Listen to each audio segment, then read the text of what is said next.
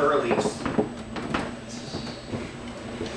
And here this phantom, flesh and blood, softer than the killing flame, perfect frailty, the white house of her shoulders as ice, sun-shining thins. Desire rests its haunches in the dizzy grip of knowing. The nude conscience of beasts whispers the last sweet nightmare, to spread its wings over nameless valleys, to deep the tomb of its velvet black. Tender is the cold that holds the eye behind its silence. Tender its still moment, clearer than each glass of forever. Supple gods slenderly descend dangerous first stars, the night to unfold in pet sound. Not for all the treasures of the earth could I say, nor poison's cold embrace, but her eyes amuse themselves, looking through me, or dreaming of something else entirely, how they ask, but I've no word, only figures of the abstract.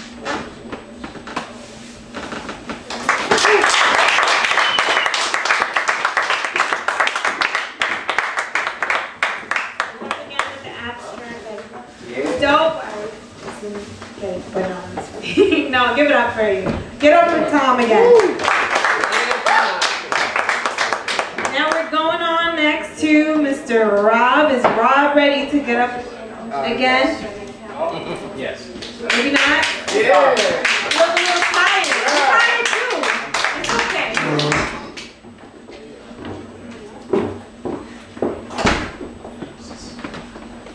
Okay, this is a bunch of random skits that fit together in some odd way. Doors are closed, we're not open. Uncaring, petty, almost angry. Desire inside, but denied entry. End of long day. Anticipating event only to be stopped by doors. Doors. Fresh wood hung proudly on hinge of gold. Awaits for two young lovers to break the seal of new. Cast into the church to wed on day of sun. Son? Me? How could this have happened? Young, I have too much to care for something I don't want. Want? Please, Ma, can we get it? I want nothing more than this. Here shall my heart grow fonder, maturer, stronger for older years. Past will be my mistakes and look forward to perfect. Perfect. Just perfect. How this was never seen. Never did I think that here the majority of my hours would be spent. I should have ran off to a far-off land. There it is. For years, sailed on cusp of death, almost gone, there it is. Here, where no one dwells, shall we practice our freedom. All was for something so sweet, clear, and fruitful. Wait a minute. There's someone there. There is no way I'm going in there. Too smart am I to venture into destined destruction. I can't. I was told not to by someone. But something had told me, Lord, God, Buddha, whatever, something is there. Whatever it is, help me. I am lost. Lost for hope and desire to live. Whatever you are, come here, sit at my side. Through droning days and help me to see. I can see.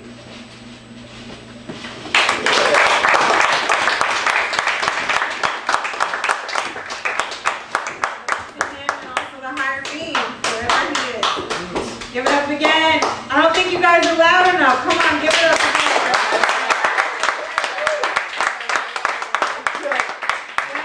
We have next coming up is Ernie ready to come up again. All right, we got Ernie coming up. Give it up for Ernie.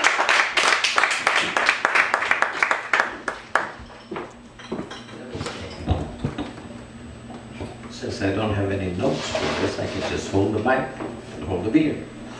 I was actually saying before that I write some things that I call observation tales. I just realized that in my mind, you know, I find it difficult to come up with something original because I've read so much, I've heard so much, I've seen so much that I believe that everything that I say, everything that I do, it's kind of a reaction or a reflection of something that I've heard in the past. To give you some examples, I will relate to some things that I heard here, because I didn't prepare anything and I thought that I should say something. Since people accuse me that I like the stage, I don't want them to be disappointed. So here's the thing, you know, Ashley, I think Ashley was saying something in one of his things about making a deal with the devil. So I was going to ask him, I was like, can you still play the blues guitar? What is it, harmonica? You know, I was like, you make a deal with the devil, what you get from it, you know, I think crossroads, you know. Then the next thing that I was thinking is a couple of weeks ago, I think, Ivy was talking about Precious. All of you people probably know Precious. You know, she was a very, very large woman. And Ivy was saying that she thought that she might become a symbol for like heavy girls or something like that, which personally I prefer the ones that are not too skinny. But it just struck me that Ivy didn't, Evie, not like Evie, was not taking it far enough. So I figured I should mention that, because like, she's saying that Michelle, what's her name, was disappointing because she went on some kind of green smoothie diet or something, and now she's like too skinny to actually be a symbol. And it occurred to me that what you need to develop is like, hey man, we live in a country where you need to be rich to be skinny. You know, it's like, it's a strange thing if you come from outside, like you think Africa or some places like that. You know, being fat was a sign of affluence. People look like, yeah man, well, I want to be fat because that means I'm rich, I have money to buy food. Everybody else looks like this, you know.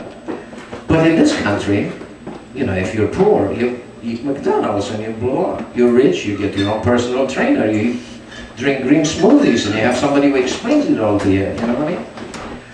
So, one more thing, and I'll wrap it up. I was going to relate to Ed, because I thought it was beautiful. The last piece that you did with, you know, trying to figure out all the levels, all the layers and layers. You should take it a little further. And the place I wanted to go is if you do the math. Then I can do the math, but I don't want to get into the math. I want to be able to make it real quick. But do the math, we get to astronomical numbers probably within 2,000 years. And if you do the math the other way, you will find out that there is no way that those numbers existed 2,000 years ago. So therefore, you have to understand that basically we are all related. So if you look at like 2,000 years ago, let's say around the time of Christ, you actually come to a point where if we look backwards from it, as opposed to looking forwards, we get to really where we are all brothers and sisters, okay? And thank you, brothers and sisters. That was the point I was trying to make. Thank you.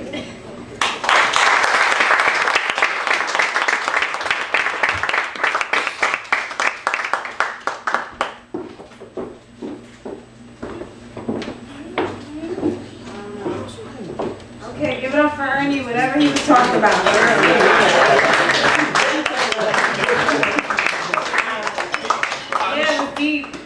Try to link it to Ed's. I'll explain it to you later. Okay, surely. Sure we We'll do do. the math together, okay, if Lloyd allows. All right. And that note, is Ashley ready to come back up for his third piece? Woo! Okay, so let's bring up Ashley. Who has different types of poetry. You never know what you're gonna get from Ash. Never know. On that note, I will ask you guys which one. Most of my earlier poetry were pretty much about women, because women are very inspirational. Woo! Yeah. That right. Give it up for women. Give it up for women. Inspiration. So well, I just tell you the names. One is called Tones, and the other one is called Waves. So I'll let you guys decide. Tones.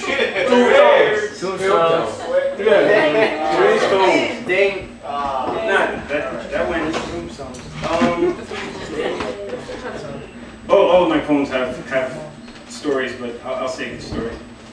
tombstones.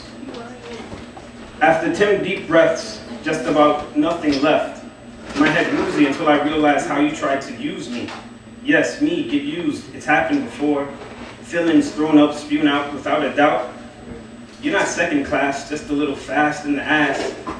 I'm no teacher, but don't miss the afternoon mass.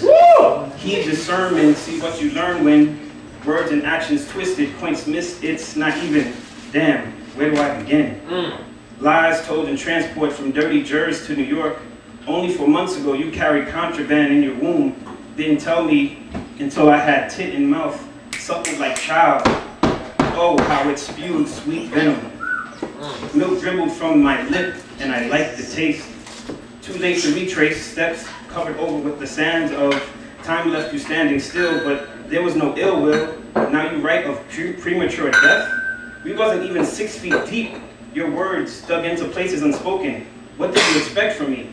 You're a woman with man and child, young in years, but your body I still defiled. Against my own wishes, I seduced you, but you failed to truly introduce yourself to me.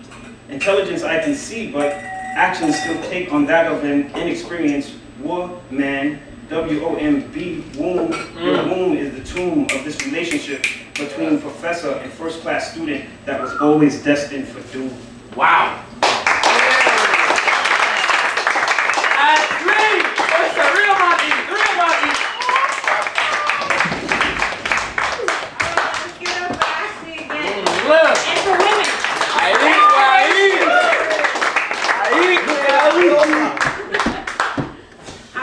Coming up next is Ed. Ed, let's give him who's a poet, a storyteller, and many more. Let's go. He's every man.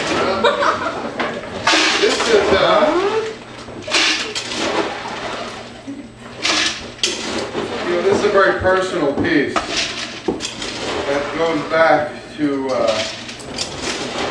in 6th grade. Even a little bit before that. I mean, all of us have had our first love. And our first love is just it's a very important thing. It's a very deep emotion that hits us. Because it hits us at a point in our life where our hearts are, they're pure, they're very fragile, and very tender. And at this point in my life, the first girl I fell in love with, now, honey, you are the girl I fall in love with my entire life. I don't want to sleep on the couch. The first girl I fell in love with, is dealing with a point in time where we were going out and I walked into a pizzeria on Jamaica Avenue. Jamaica Ave, yeah. South, yeah. Saw her kissing another one of my classmates. Oh, damn. Was it Lane? Gunshot. This is a very, very short piece called I Hope You Get Hit by a Truck. Yes. She violated, man. She violated.